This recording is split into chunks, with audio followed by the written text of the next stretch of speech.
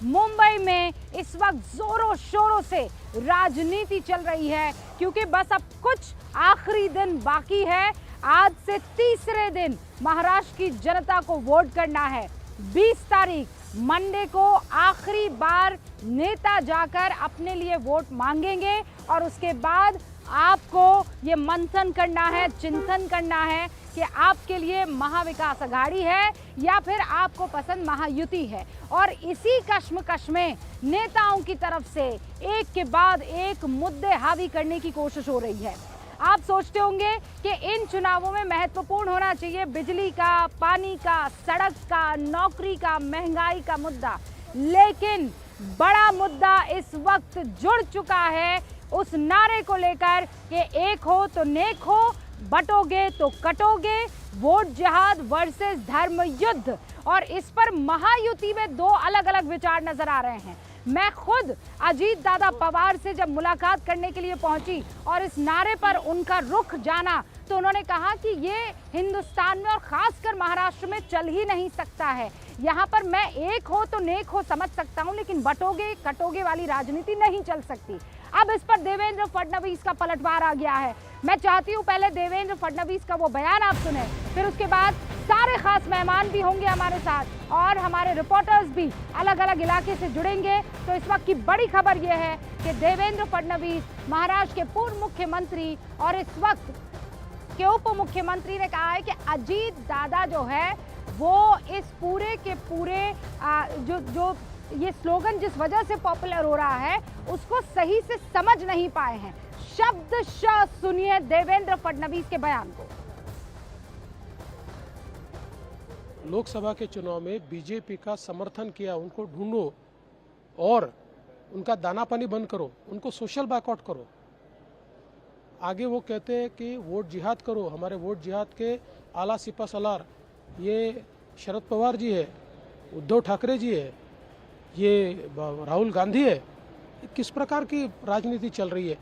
राजनीति में पोलराइजेशन के लिए इस स्तर पर जाना हमने इससे पहले नहीं देखा। कांग्रेस और उसके जो दल है ये हार की बौखलाहट के कारण इस प्रकार से समाज को, देश को तोड़ने वाले विचारों को आगे लाने की कोशिश कर रहे हैं। हमारे साथ मुंबई की दो अलग अलग विधानसभाओं से हमारे रिपोर्टर्स जुड़ चुके हैं, यानी मेरे सहयोगी जुड़ चुके हैं। न्यूज़ 18 इंडिया के साथी जुड़ चुके हैं। एक तो मुंब्रा विधानसभा सीट से और दूसरा माहिम विधानसभा सीट से। मुंब्रा के बारे में आप जानते हैं, शरद पवार के जितेंद्र आहट जो है वो चुनावी मैदान में है, लेकिन माहिम बड़ा इंटरेस्टिंग हो जाती है क्योंकि राज ठाकरे के बड़े बेटे अमित ठाकरे वहां पर मैदान में है और राज ठाकरे के बेटे के खिलाफ उद्धव ठाकरे ने अपने उम्मीदवार को मैदान में उतारा है। तो हमारे साथ विवेक और इस वक्त मुंबा देवी विधानसभा से रवि सिंह जुड़ चुके हैं। पहले रुक करते हैं विवेक का।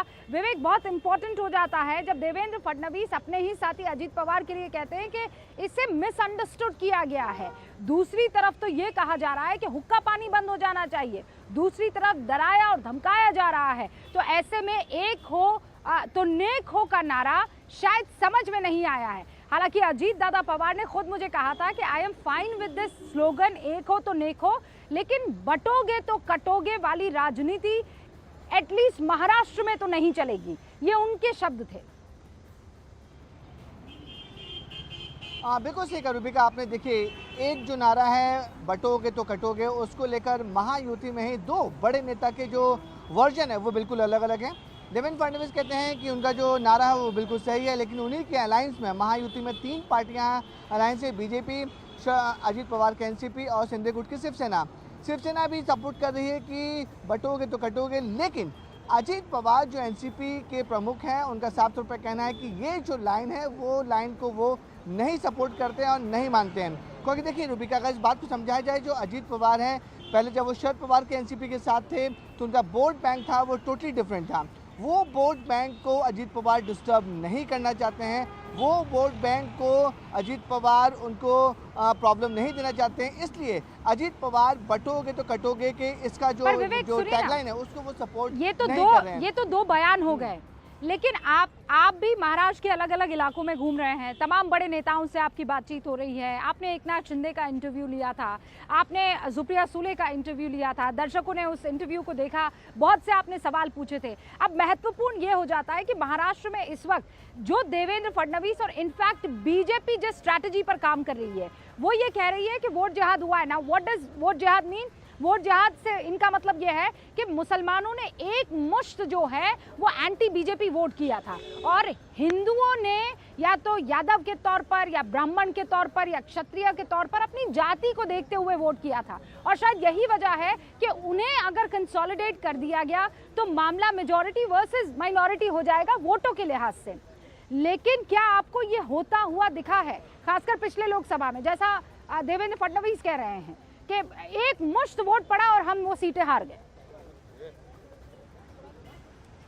रूबिका देखिए, लोकसभा में जो हुआ उसमें बीजेपी ने बाकायदा दस्तावेज दिखाया है।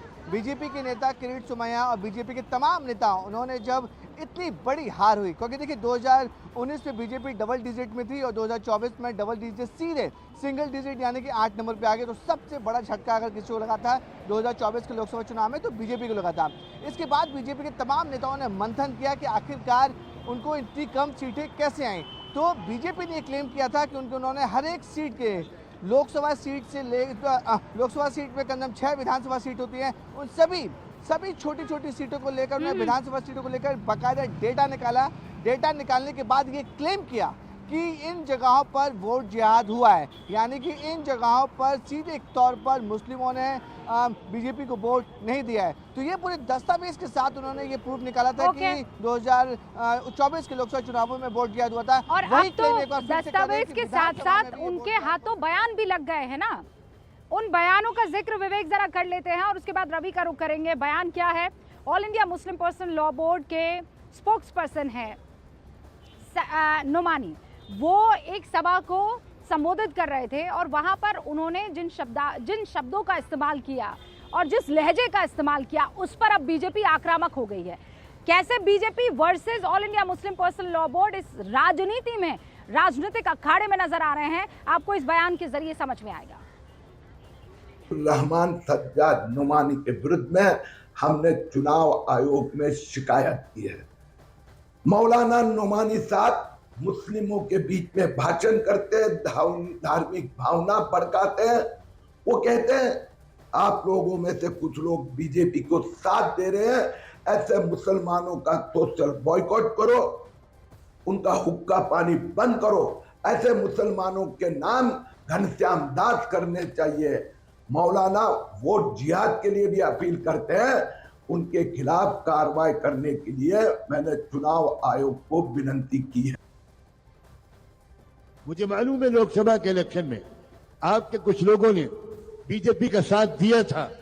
ऐसे लोगों का हुक्का पानी बंद होना चाहिए, ऐसे लोगों का सोशल बाइकआउट होना चाहिए, ऐसे लोगों से सलाम दुआ बंद होनी चाहिए। ये कैसा वोट जिहाद है जिसके सिपह सालार हैं सिपह शरद पवार, जिसके अजीम सिपाहियों में हैं उद्धव ठाकरे, राहुल गांधी, नानाजी पटोले,